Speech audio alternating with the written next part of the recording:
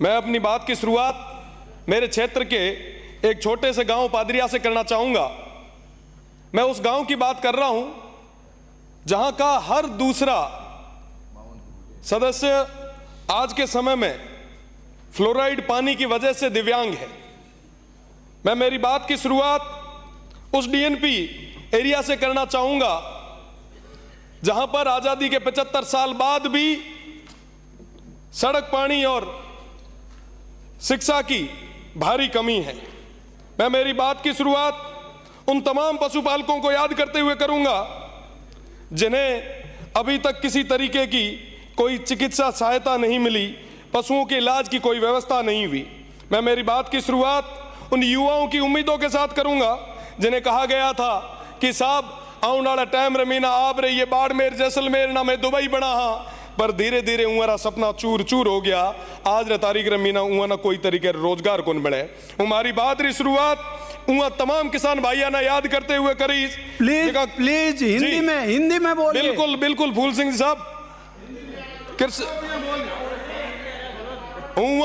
तमाम भाइयों ने याद करते हुए करी जिका ना कहो तो कि साहब कृषि कनेक्शन दे। हाँ आज भी वो भाई प्लीज हिंदी में बोलिए। आज भी वो भाई आपका भाषण नोट होगा, आज भी आपका भाषण नोट होगा। जो हमारे यहाँ पर नोट नहीं होगा तो क्या काम आएगा आपका भाई। हिंदी में बोलोगे तो आपका एंट्री हो जाएगी। बिल्कुल बिल्कुल। आज भी हमारे वो किसान भाई हाथ में पर्चियां लेके घूम रहे।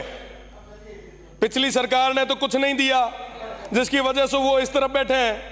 पर मेरा निवेदन मेरे तमाम भाइयों से, समस्त मंत्रीगणों से कि साहब उन किसानों की आवाज को सुनो। बिजली की वजह से वो इस स्तर पर परेशान है कि वो आत्महत्या करने के कगार पे आ गए। आपने अभी कहा कि साहब हम राजस्थान की इकोनॉमी को 300 बिलियन तक ले जाएंगे। 350 बड़े भूल गए जो ऐड कर दा। 350 बिलियन डॉलर। मैंने समझ में को नहीं आया कि साहब आप 350 बिलियन की बात तो करो पर सीमांत वो क्षेत्र था छोड़ दियो।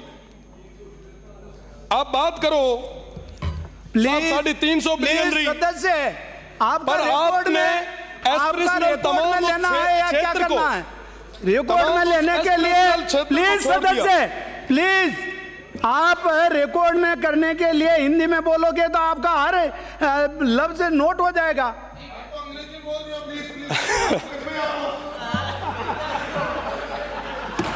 आज भी मेरा क्षेत्र इंदिरा गांधी नहर का वो एक्सटेंशन का इंतजार कर रहा है।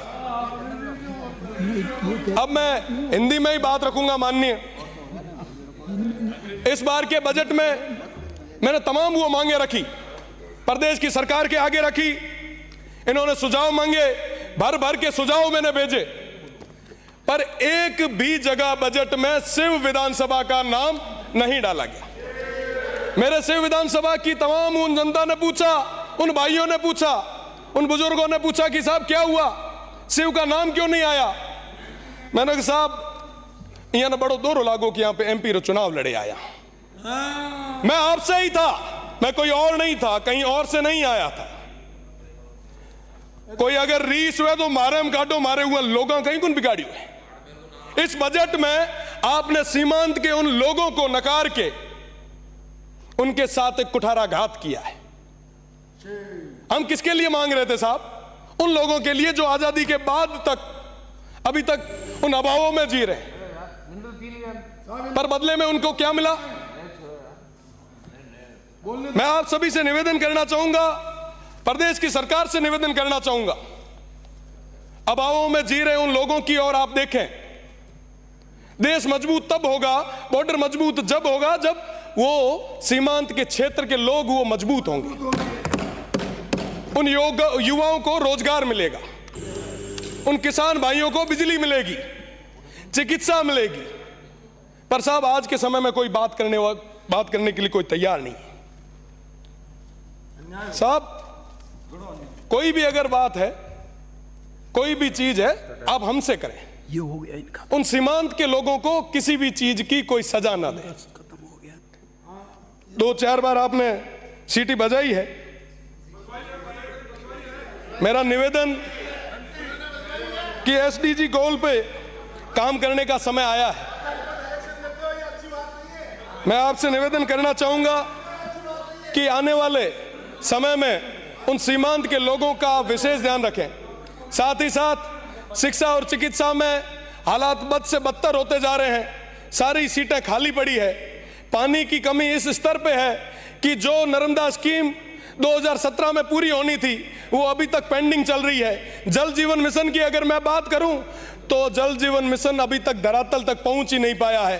काम आधा अधूरा है, कोई मॉनिटरिंग किसी स्तर की नहीं है। भ्रष्टाचार की अगर मैं बात करूं तो गडरा ब्लॉक की अगर मैं बात करूं, सिर्फ एक गडरा ब्लॉक जो सीमांत का आखिरी ब्लॉक है, वहां पे डिस्कॉम में INJN से लेके नीचे स्टोर कीपर तक सब भ्रष्टाचार में लिप्त है।